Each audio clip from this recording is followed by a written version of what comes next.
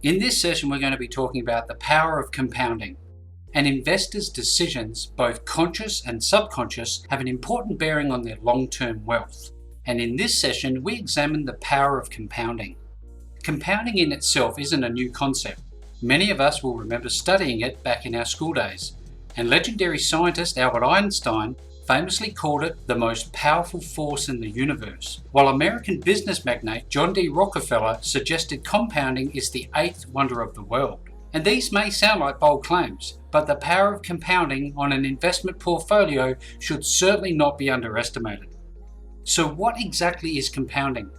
In simple terms, compounding is the process whereby returns made on an investment are reinvested in order to generate subsequent returns on their own. And the concept of compounding is best illustrated using an example as follows. Twins, Annie and Vanessa, both allocated $10,000 to the same interest-bearing investment on their 25th birthday. For simplicity, let's assume the investment pays interest of 5% per year. Annie reinvests all of her interest every year, while Vanessa banks the $500 each year and spends it on everyday living expenses. So let's see how their investment has fared by their 45th birthdays.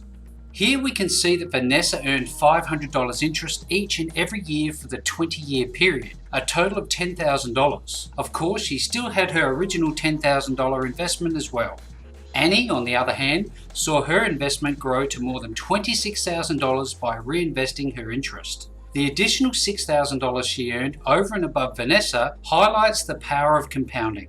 And you can see from the table that Annie's investment is now earning her $1,263 per year, while Vanessa's investment is still earning her only $500. This differential would continue to grow over time if the sisters remained invested.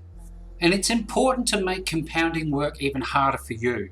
The power of compounding can be magnified even further by making small regular contributions to your investment.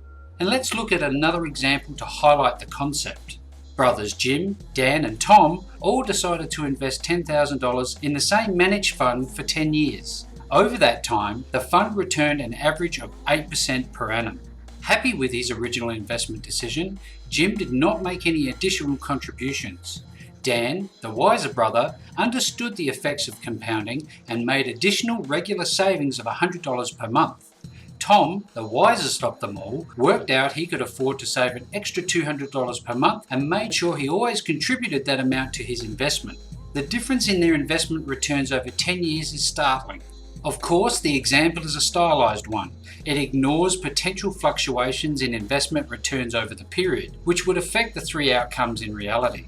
These examples highlight how compounding and contributing regularly to an investment can have a major influence on the investment performance. The long-term performance impact of compounding can be significant and must not be overlooked by investors. Perhaps Einstein and Rockefeller were right after all. If you would like more information about compounding, speak to an Allstar Wealth Advisor today if you have any questions on 1300 788 936. The information in this video is neither professional advice or instruction and is not to be used as such. For specific terms and conditions and rates used in this video, please refer to the PDF download provided. For professional help, please contact John Waters at www.allstarfinance.com.au.